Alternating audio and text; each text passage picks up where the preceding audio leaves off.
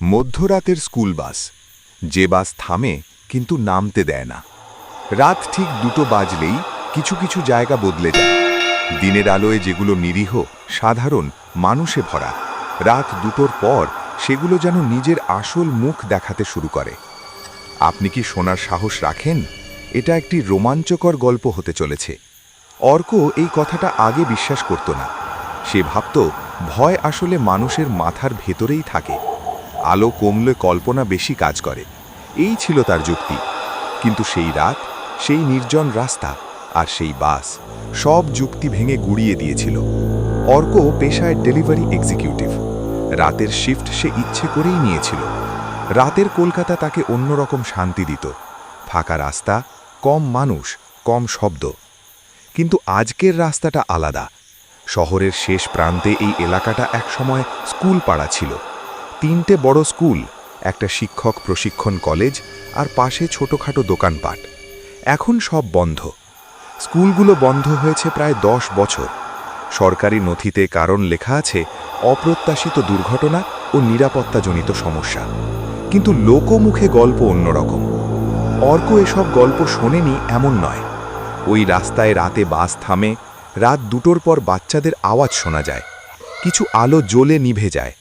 এসব কথা সে হেসে উড়িয়ে দিয়েছে সব সময়, আজও দিচ্ছিল, যতক্ষণ না সে নিজের চোখে দেখে। রাস্তার বাঁক ঘুরতেই সে প্রথমে যেটা খেয়াল করল সেটা হলো অস্বাভাবিক নীরবতা। বাইকের ইঞ্জিনের শব্দটাও যেন কেমন দমে যাচ্ছে। হাওয়ায় একটা ঠান্ডা ভাব, স্বাভাবিক শীতলতা নয়, বরং এমন ঠান্ডা যা ত্বক পেরিয়ে হাড়ে ঢুকে যায়। ঠিক তখনই রাস্তার মাঝখানে হেডলাইটের আলোয় ভেসে উঠল একটা বড় হলুদ অবয়ব, একটা স্কুল বাস। অর্ক প্রথমে ভেবেছিল কোনো বাস নষ্ট হয়ে দাঁড়িয়ে আছে, কিন্তু কাছে আসতেই বুকের ভেতরটা কেঁপে উঠল। বাসটার রং মলিন, কাঁচে ধুলো জমে এমনভাবে যে মনে হয় বহুদিন কেউ পরিষ্কার করেনি। তবুও হেডলাইট জ্বলছে। বাসের সামনে বড় বড় অক্ষরে লেখা ফাইনাল ট্রিপ। এই লেখা দেখে অর্কের মাথার ভেতর একটা অস্বস্তিকর চাপ তৈরি হলো। স্কুল বাসে ফাইনাল ট্রিপ লেখা কেন? কোন স্কুলের বাস এটা? কেন এই রাস্তায়? কেন এই সময়ে? প্রশ্নের পর প্রশ্ন জমতে লাগলো, কিন্তু কোনো উত্তর নেই। সে বাইক থামালো, নামলো, নিজের অজান্তেই বাসটার দিকে এগিয়ে গেল। তখনই সে বুঝল বাসটার ভেতর আলো জ্বলছে, আর সেই আলোয় দেখা যাচ্ছে সব সিট ভর্তি, ছোট ছোট বাচ্চা। কেউ জানালার দিকে তাকিয়ে, কেউ মাথা নিচু করে বসে, কেউ আবার একদম স্থির, এতটাই স্থির যে তারা জীবিত কিনা বোঝা যায় না। অর্ক চারপাশে তাকালো। বাসে ওঠার মতো কেউ নেই, রাস্তায় কেউ নেই, দোকান নেই, বাড়ি নেই, শুধু বাস আর বাসের ভেতরের বাচ্চারা। ড্রাইভারের সিটটা খালি। এই জায়গাতেই অর্কের ভয়টা সত্যিকারের আকার নিল, কারণ বাস ভর্তি থাকলে ড্রাইভার থাকবে না এটা অসম্ভব।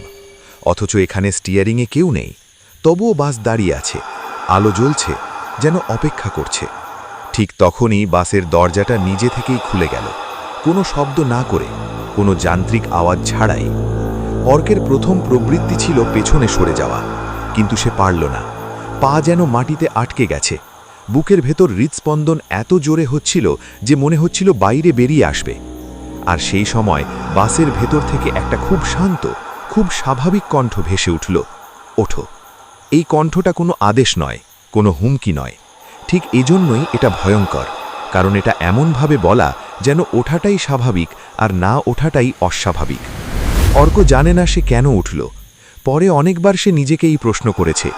হয়তো ভয় তাকে ঠেলে দিয়েছিল, হয়তো কৌতূহল, হয়তো এমন কিছু যা সে তখন বুঝতে পারেনি। সে এক পা বাসের ভেতরে রাখল। ঠিক সেই মুহূর্তে দরজাটা সজোরে বন্ধ হয়ে গেল। ভেতরের আলো একটার পর একটা জ্বলে উঠল। এখন আর দূর থেকে দেখা মুখ নয়, এখন খুব কাছ থেকে দেখা যাচ্ছে। আর এই কাছের দেখা সহ্য করার মতো নয়। একটার চোখ নেই, শুধু কালো ফাঁকা গর্ত। আরেকটার গলায় দাগ, দড়ির দাগের মতো, কিন্তু গভীর। আরেকটা বাচ্চার জামা পোড়া, ত্বক কালচে। তবুও তারা বসে আছে, স্কুলে ফেরার সময় যেমন বসে থাকে ঠিক তেমন ভাবে। একটা মেয়ে ধীরে মাথা ঘুরিয়ে অর্কের দিকে তাকালো। তার চোখ দুটো অস্বাভাবিক বড়, কিন্তু তাতে কোনো আবেগ নেই। সে খুব স্বাভাবিকভাবেই বলল, দাদা, আপনি কি আমাদের দেখতে পাচ্ছেন? এই প্রশ্নটাই অর্কের ভেতরের শেষ সাহসটুকু ভেঙে দিল। কারণ প্রশ্নটা প্রমাণ করল সবাই তাদের দেখতে পায় না।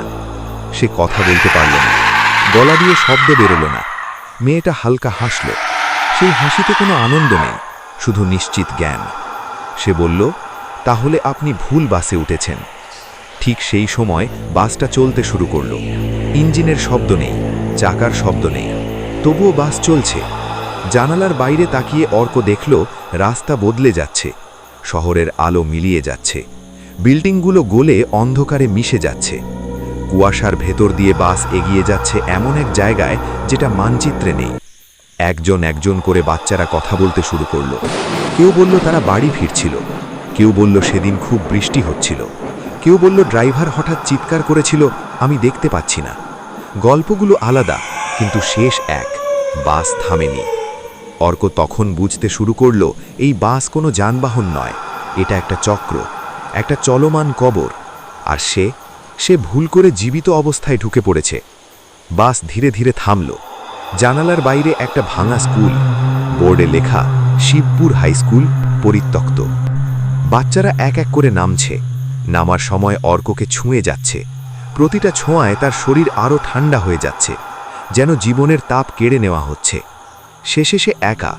বাসের সামনে কাঁচে একটা মুখ ভেসে উঠল। একজন লোক, চোখ ফাঁকা, মুখে অপরাধবোধ। সে ফিসফিস করে বলল, আমি থামাতে পারিনি, এখন তুমিই থামাবে। বাসের সামনে লেখা বদলাতে শুরু করল, final trip, next driver. Arka চিৎকার করতে চাইল, সতর্ক করতে চাইল ভবিষ্যৎ কাউকে, কিন্তু তার মুখ দিয়ে বেরোলো একটাই কথা, ফাইনাল ট্রিপ, ওঠো। বাস চলছিল, কিন্তু অর্ক আর জানালার বাইরে তাকাচ্ছিল না। ভয়ের জায়গায় এসেছে একটা ভারী নিশ্চয়তা, যেন সে বুঝে গেছে এই বাস কোনো দুর্ঘটনা নয়, এটা একটা বিচার, আর সে এখন সেই বিচারের অংশ। বাসের ভেতরটা বদলে যাচ্ছিল। সিটগুলো আর সিটের মতো নেই, সেগুলো স্মৃতির মতো। প্রতিটা সিটে বসা বাচ্চার মুখ স্পষ্ট হতে লাগল। আর অর্ক বুঝতে পারল সে শুধু তাদের বর্তমান রূপ দেখছে না, সে তাদের শেষ মুহূর্তও দেখছে। কারো ঠোঁট নড়ছে কিন্তু শব্দ নেই, কারো চোখে জল জমে আছে, পড়ছে না। সময় এখানে আটকে গেছে। হঠাৎ বাসটা থামল। কোনো ব্রেকের শব্দ নেই, কোনো ঝাঁকুনি নেই। এই থামা অর্ক চিনতে পারল। এটা সেই থামা যেটা আর একটা সিদ্ধান্তের আগে আসে। বাসের সামনে কাঁচে ধীরে ধীরে একটা মুখ ভেসে উঠল। এবার সে জানে এই মুখ কার, ড্রাইভারের। কিন্তু আগের মতো অপরাধ বোধে ভরা নয়। মুখটা এখন ফাঁকা, ক্লান্ত। তুমিও থামাতে পারোনি, লোকটা বলল, আমার মতোই। অর্ক মাথা নাড়ল, আমি থামাতে চাইনি, আমি বুঝতে চেয়েছি। এই কথায় ড্রাইভারের মুখে একটা কাঁপুনি এলো। বোঝাই সবথেকে ভয়ঙ্কর জিনিস। যারা বোঝে তারা আর নির্দোষ থাকে না। বাসের ভেতরের আলো হঠাৎ নিভে গেল। অন্ধকারে শুধু বাচ্চাদের চোখ জ্বলছে, কিন্তু এবার সেটা অভিযোগ নয়, অপেক্ষা। অর্ক বুঝল এটাই শেষ স্টপ। বাসের দরজা খুলে গেল। বাইরে কোনো রাস্তা নেই, কোনো শহর নেই। বাইরে দাঁড়িয়ে আছে অর্ক নিজেই, আরেকটা অর্ক। একই মুখ, একই ভয়, একই একাকিত্ব। এটাই চক্র, লোকটা বলল। তুমি উঠে এসেছিলে কারণ তুমি একা ছিলে, এবার ও উঠবে। অর্কের বুকের ভেতর কেঁপে উঠল।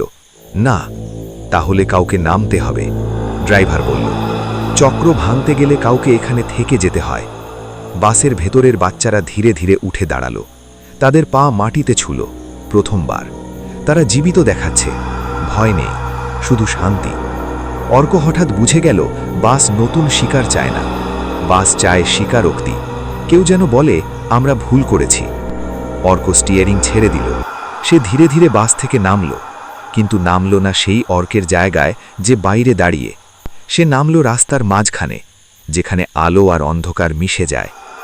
বাসের ভেতরের বাচ্চারা একসাথে ফিসফিস করে বলল, আমরা বাড়ি যাচ্ছি।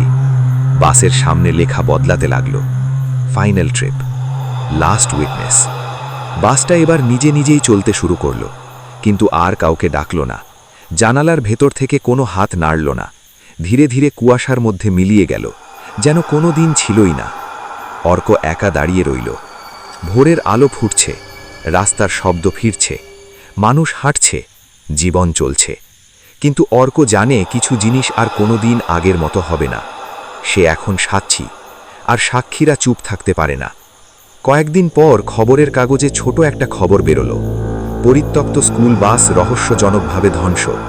বহু বছর আগের নিখোঁজ ছাত্রছাত্রীদের নাম নথিভুক্ত। কেউ জানে না কে সেই নথি জমা দিল, কেউ জানে না কে সাক্ষ্য দিল। অর্ক রাতে আর একা হাঁটে না। রাত 2টো বাজলেই সে থেমে যায়, কারণ সে জানে যদি কোনোদিন আবার নির্জন রাস্তায় একটা স্কুল বাস থামে, এবার সেটা কাউকে তুলবে না। এবার সেটা শুধু মনে করিয়ে দেবে, ভুল দেখলে চুপ থাকা সবথেকে বড় অপরাধ।